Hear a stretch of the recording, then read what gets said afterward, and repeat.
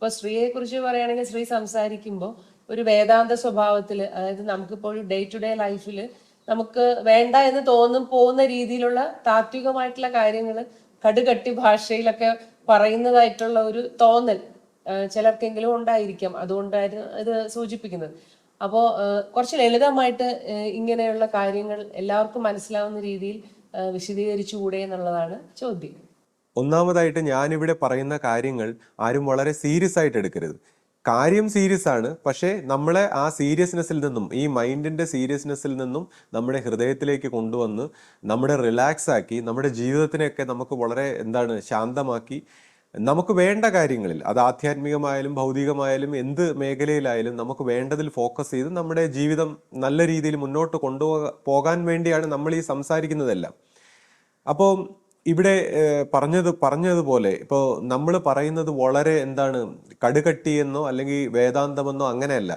ഇത് actually day to day ലൈഫിലുള്ള കാര്യങ്ങളെ കുറിച്ചാണ് നമ്മൾ പറയുന്നത്. അതായത് ഡേ ടു ഡേയിൽ നമ്മൾ എത്രത്തോളം ഒബ്സർവ് ചെയ്യണം, നമ്മൾ നിരീക്ഷിക്കണം, നമ്മൾ മനസ്സിനെ ഫ്രഷ് ആയിട്ട് എല്ലാ കാര്യങ്ങളിലും ഇടപെടുത്തണം.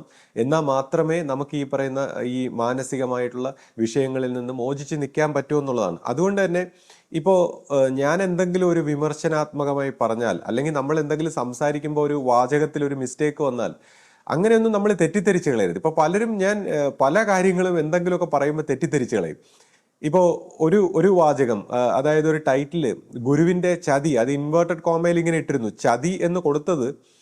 അപ്പോൾ അത് കണ്ടിട്ട് പിന്നെ നമ്മുടെ വീഡിയോ കാണാത്ത ആൾക്കാരുണ്ട്. അതായത് നമ്മൾ ഈ വാക്കിൽ കയറി പിടിക്കരുത്. അതായത് ഈ ചതി എന്ന് പറയുമ്പോൾ അങ്ങനെ ചതിയായിട്ട് സംസാരിക്കുന്നവരെ ഞാൻ കേട്ടിട്ടുണ്ട്. അതുകൊണ്ടാണ് ആ ചതി അത് ഇൻവേർട്ടഡ് കോമയിൽ ഇടുമ്പോൾ ഞാൻ എന്താണ് അർത്ഥമാക്കുന്നത്, ഞാൻ ഗുരുവിനെ കുറിച്ച് ഏറ്റവും മഹനീയമായി ഏറ്റവും പവിത്രമായിട്ട് സംസാരിക്കുന്ന ആളാണ്. അപ്പോൾ എന്നെ സംബന്ധിച്ച് എൻ്റെ മനസ്സിൽ അങ്ങനെയൊന്നും ഇല്ല. പക്ഷെ ഈ ചതി എന്ന് കാണുമ്പോൾ അത് അങ്ങനെ തോന്നിയവർക്ക് അത് കണ്ടിട്ട് അത് ക്ലാരിറ്റി ഉണ്ടാക്കാമല്ലോ എന്ന് കരുതിയാണ് ആ ടൈറ്റിൽ അങ്ങനെ കൊടുത്തത്.